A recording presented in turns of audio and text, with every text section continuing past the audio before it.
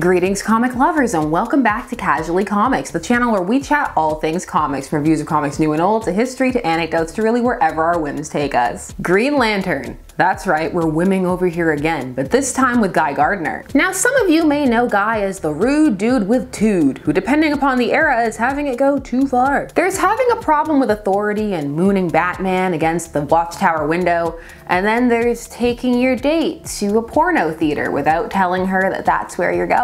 Guy Gardner, everybody. But did you know that he was not always the hyper macho, lovable, depending upon what era we're talking about, character that many people know today? No, when Guy started out, he was nice. In fact, maybe too nice. He was so placid, he left little impression at all. And behind the scenes, people didn't even really care to write him. It was decades after his first appearance that he was revamped and began the transformation to the Guy that most people are aware of at the time of this recording. And most likely beyond. I doubt they're gonna make him nice anytime again soon. They're gonna do it now just to prove me wrong. They're like, this one woman on the internet, quick, change the entire story arc. So how did Guy go from mild-mannered gym teacher to loose cannon? Well, you're about to find out, but before we get started, I'm Sasha, and if you're enjoying this content, you know what to do. Hit that like button, hit that subscribe button so that you never miss a vid. Join us on this crazy comic book journey. Follow me on Kofi if you're so inclined. All support is appreciated. If not, no worries. On to Guy Gardner before he moons us or something. Guy Gardner first appeared in Green Lantern number 59 in 1968 and was created by John Boom and Gil Kane. Also, this cover lives in a den of lies. Nothing remotely like this happens in the story. In fact, all of Gardner's Lantern activity is hypothetical.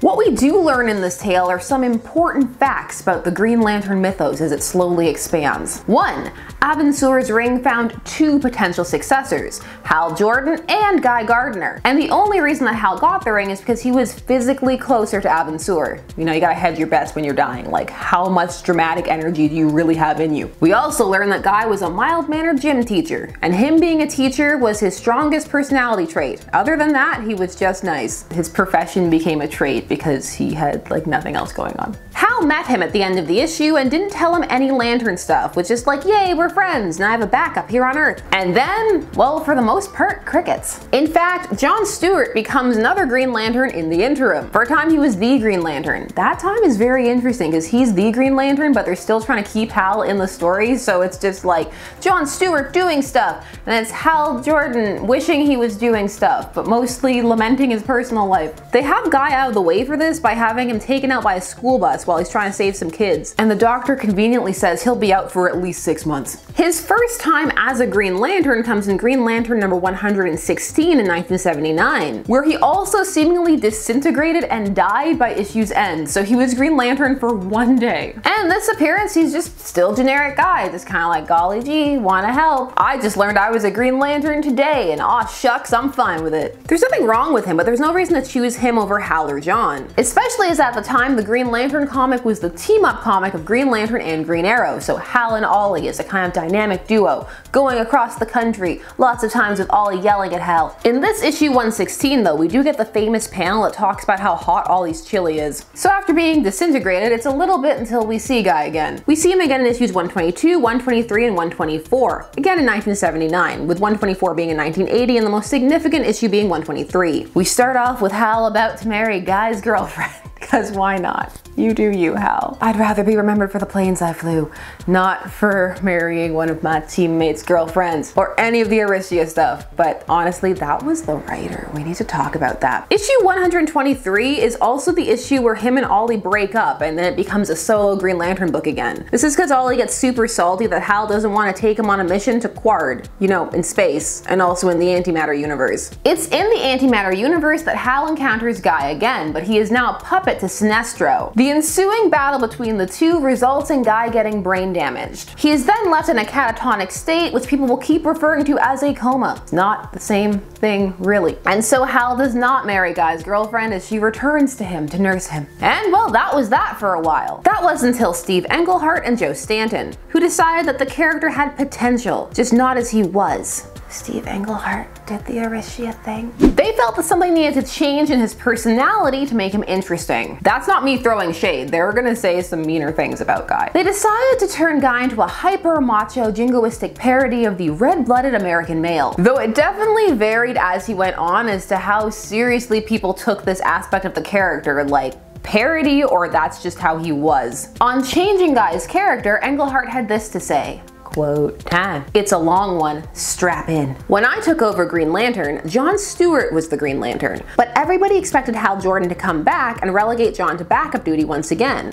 I decided that John deserved better, so I asked myself, why can't there be 2 Green Lanterns? And that led to, why can't there be more than 2? That eventually led to the Green Lantern Corps, but along the way I decided to resurrect the lost Green Lantern Guy Gardner, who had been terminally bland and then brain damaged, a completely useless character as things stood. I was being a good soldier, trying to help my friend Dick Giordano sell the book, and it turned out to be the second biggest mistake of my entire career, because ever since, DC has claimed that since Joe and I didn't create the original Guy Gardner, our completely new take counts for nothing. If I had called the new guy Joe Smith, we would have earned major royalties, but as it is, we get nothing. And we get dissed by the people we helped. So adding it all up, I wish I hadn't done it. There we go. Some bitterness for you. Start or end or whatever time it is of the day off, right? Guy would suddenly emerge from his catatonic state in issue 189 in 1985, but he'd start making moves from issue 194 onwards. We're also deep in peak Crisis at this point. Crisis on Infinite Earths, that is. From the start, when he came back, it was clear that he was different.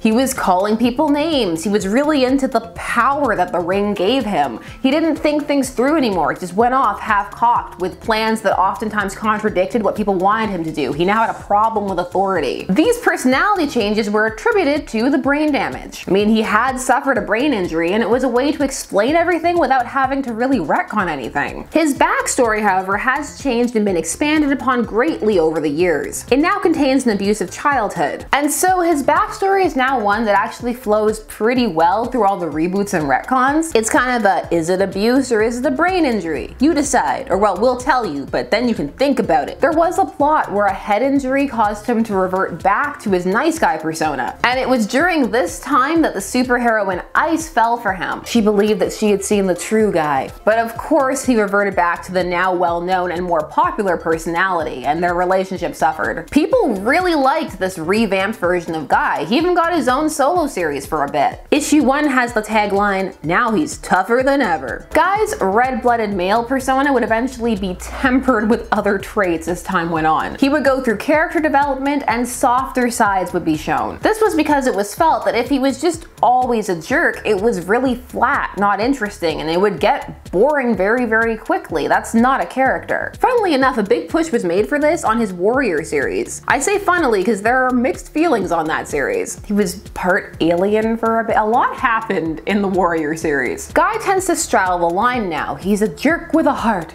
of gold. And he definitely does not do a lot of the stuff he used to do, like bullying and then challenging Ted Kord to a boxing match because Ted Kord, the Blue Beetle, had gained weight. That was a thing that happened, and then he won by sucker punching him in the kidneys and he got kicked off the JLI. Guy's had some rough patches. Leave Ted Kord alone. Stop body shaming Ted Kord. One can only watch and see how things continue on for Guy. At the time of this recording, he's occupying that the guy you call when you need stuff done to get results, but you need to bend the rules a little bit. He's a loose cannon, but he gets results. So yes, there was once a kindly school teacher and even social worker, Guy Gardner. Did you know about pre-brash Guy Gardner? Are you a fan of this character shift? Or do you feel that sometimes Guy goes a bit too far? Are those two separate issues for you? Or do you believe there's no such thing as too far? Impossible. Inconceivable. Share all of your thoughts down below. While you're down there, please do all the YouTube things. Like, share, comment, subscribe, and hit that bell notification so that you never miss a vid. Thanks so much for taking some time out of your day to discuss comics with me. I always appreciate it, and I'll see you again soon. Bye-bye.